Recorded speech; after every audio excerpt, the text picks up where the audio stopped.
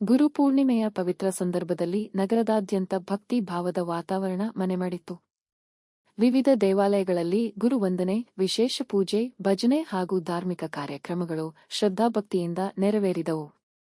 ನಗರದ ಬಿಎಂ ಕಾವಲ್, ತಾತಗುಣಿ ಬಡಾವಣೆಯಲ್ಲಿರುವ ಶ್ರೀ ಶಿರಿಡಿ ಸಾಯಿಬಾಬಾ ದೇವಾಲಯದಲ್ಲಿ ಬೆಳಗ್ಗೆಯಿಂದಲೇ ಭಕ್ತರ ದಂಡು ಹರಿದುಬಂತು. ಗುರುಪೂರ್ಣಿಮೆಯ ಅಂಗವಾಗಿ ದಿನವಿಡೀ ವಿಶೇಷ ಪೂಜೆ, ಅಭಿಷೇಕ, ಸಾಯಿ ಭಜನೆ, ನಾಮಸಂಕೀರ್ತನೆ ಹಾಗೂ ಗುರುವಂದನೆ ಕಾರ್ಯಕ್ರಮಗಳು ನಡೆದವು. ಭಕ್ತರು ಸರತಿ ಸಾಲಿನಲ್ಲಿ ನಿಂತು ಸಾಯಿಬಾಬಾ ದರ್ಶನ ಪಡೆದು ಪ್ರಸಾದ ಸ್ವೀಕರಿಸಿ ಪುಣ್ಯ ಸಂಪಾದಿಸಿದರು. ದೇವಾಲಯವನ್ನು ತೋರಣ, ಬಣ್ಣ ಬಣ್ಣದ ಹೂವುಗಳು, ಹಣ್ಣುಗಳು ಹಾಗೂ ವಿದ್ಯುತ್ ದೀಪಗಳಿಂದ ಆಕರ್ಷಕವಾಗಿ ಅಲಂಕರಿಸಲಾಗಿತ್ತು. ಗುಲಾಬಿ ಹೂಗಳಿಂದ ವಿಶೇಷವಾಗಿ ಅಲಂಕೃತಗೊಂಡ ಸಾಯಿಬಾಬಾ ಮೂರ್ತಿ ಭಕ್ತರ ಗಮನ ಸೆಳೆಯಿತು. ಭಕ್ತರ ಸಂಖ್ಯೆ ಹೆಚ್ಚಿದ್ದರಿಂದ ದೇವಾಲಯದ ಆವರಣ ಹಾಗೂ ಸುತ್ತಮುತ್ತ ಜನಜಂಗುಳಿ ಕಂಡುಬಂತು. ವಾಹನಗಳ ದಟ್ಟಣೆಯಿಂದ ಕೆಲಕಾಲ ಸಂಚಾರಕ್ಕೂ ಅಡಚಣೆ ಉಂಟಾಯಿತು. ಆದರೂ ಭಕ್ತರು ಶಾಂತಿಯುತವಾಗಿ ಸರತಿ ಸಾಲಿನಲ್ಲಿ ನಿಂತು ದರ್ಶನ ಪಡೆದು ಗುರುಪೂರ್ಣಿಮೆಯ ಪವಿತ್ರ ಕ್ಷಣವನ್ನು ಭಕ್ತಿ, ಶ್ರದ್ಧೆ ಮತ್ತು ಸಂಭ್ರಮದಿಂದ ಆಚರಿಸಿದರು. ಈ ಮಂದಿರ ಶುರುವಾಗಿ 4 ವರ್ಷ ಆಯಿತು. ಇದು 4ನೇ ವರ್ಷದ ಗುರುಪೂರ್ಣಿಮಾ ನಡೆಸ್ತಾ ಇದ್ದೀವಿ. ನಮ್ಮ ದೇವಸ್ಥಾನದಲ್ಲಿ 4 ಆರತಿಗಳು ನಡೆಯುತ್ತೆ ಬಾಬಾರವರಿಗೆ. ಆಮೇಲೆ ಎವ್ರಿ ಮಂತ್ಲಿ ಸತ್ಯನಾರಾಯಣ ಸ್ವಾಮಿ ಪೂಜೆ ನಡೆಯುತ್ತೆ. ಆಮೇಲೆ ಸಂಕಷ್ಟಹರ ಚೌತಿ ಪೂಜೆ ನಡೆಯುತ್ತೆ.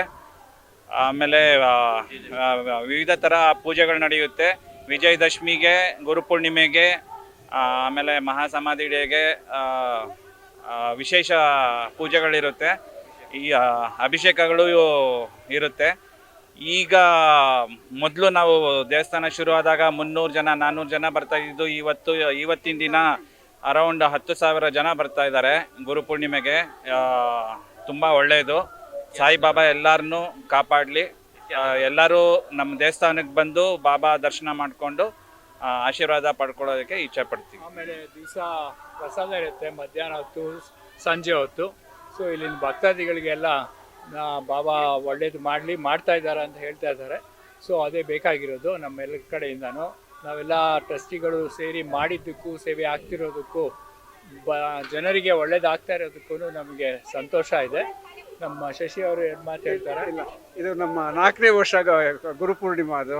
ಸೊ ಯಾವಾಗಲೂ ನಾವು ಇದು ಬಂದಾಗ ಕಾಯ್ತಾ ಇರ್ತೀವಿ ಗುರುಪೂರ್ಣಿಮಾ ಇದು ಅಂತಂದರೆ ನಮ್ಮೆಲ್ಲರಿಗೂ ಸಂತೋಷದ ಇದು. ನಮಸ್ಕಾರ, ರವಿ ಅವರು ಮಾತಾಡ್ತಾರೆ. ನಮಸ್ಕಾರ, ರವಿಶಂಕರ್ ಅಂತ. ಎಲ್ಲರಿಗೂ ಗುರುಪೂರ್ಣಿಮಾ ಶುಭಾಶಯಗಳು.